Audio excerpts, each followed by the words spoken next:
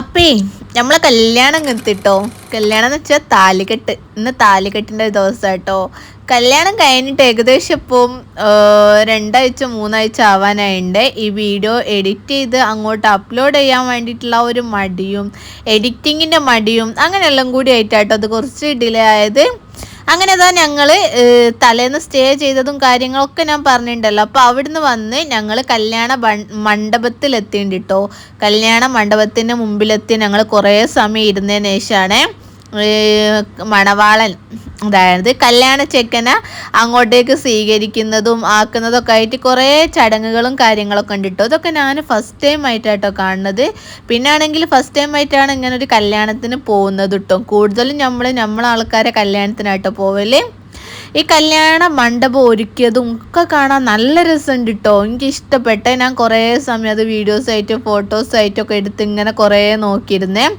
അങ്ങനെ അതിനുശേഷം കല്യാണ പെണ്ണിനെ മണ്ഡപത്തിലേക്ക് കയറ്റിയതിന് ശേഷമാണ് പിന്നെ കല്യാണ ചെക്കനെ കയറ്റി അങ്ങോട്ടും ഇങ്ങോട്ടും മാലട്ട് അതിന് ശേഷം കേട്ടോ താലി കെട്ടുന്നത്. അങ്ങനെ നമ്മൾ താലികെട്ടും കാര്യങ്ങളൊക്കെ കഴിഞ്ഞാൽ പിന്നെ നമുക്ക് ഉണ്ടാകുന്നത് ഒരു ഫുഡ് കഴിക്കാൻ പോകുന്നതാണല്ലോ. താലികെട്ടൊക്കെ കാണുന്നവരെ കുറച്ച് നേരം അവിടെ ഇരിക്കും. അതിന് ശേഷം നമ്മൾ ഫുഡ് കഴിച്ചിട്ടോ. ഫുഡ് ചോറുണ്ടെങ്കിലും അതേപോലെ പച്ചടി കിച്ചടി അങ്ങനെ എല്ലാ ഐറ്റംസും ഉണ്ടെങ്കിൽ കേട്ടോ.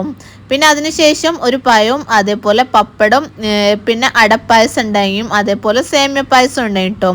ഞാൻ പിന്നെ സേമിയ പായസത്തിലേക്ക് വലിയ അങ്ങോട്ട് വെച്ചില്ല. അടപ്പായസവും പഴവും കൂട്ടി മിക്സ് ചെയ്ത് കഴിച്ചിട്ടോ. പക്ഷെ ഫുഡിന് നമ്മളെ നാട് തന്നെ കേട്ടോ അടിപൊളി. കോട്ടയം അവിടേക്കൊക്കെ പോയാൽ ടേസ്റ്റ് ഉണ്ടെങ്കിലും പക്ഷെ കുറേ വ്യത്യാസമുണ്ട് കേട്ടോ ഫുഡ് ഐറ്റംസിന്. നമ്മളെ ഫുഡ് ഐറ്റംസിൻ്റെ ടേസ്റ്റ് ആണല്ലോ നമുക്ക് ഏറ്റവും കൂടുതൽ ഇഷ്ടപ്പെടുക. പിന്നെ ചോറ് ഞാൻ അത്ര അങ്ങോട്ട് കഴിച്ചില്ലെങ്കിലും ഈ പായസവും പപ്പടവും ഇതും കൂടി കൂട്ടി കൊഴിച്ച് കഴിക്കുന്ന എനിക്ക് ഭയങ്കര ഇഷ്ടമാണ്. അങ്ങനെ ഞാനത് നല്ലോണം കഴിച്ച് അതിനുശേഷം നമ്മൾ ബസ് നിർത്തിയ ആ ഒരു ഏരിയയിലേക്ക് നോക്കിയപ്പോൾ നല്ല അടിപൊളി വ്യൂ കേട്ടോ. എവിടെ നോക്കിയാലും നല്ല ഭംഗിയുണ്ട്. ആ വീടും കാര്യങ്ങളൊക്കെ കണ്ടില്ലേ.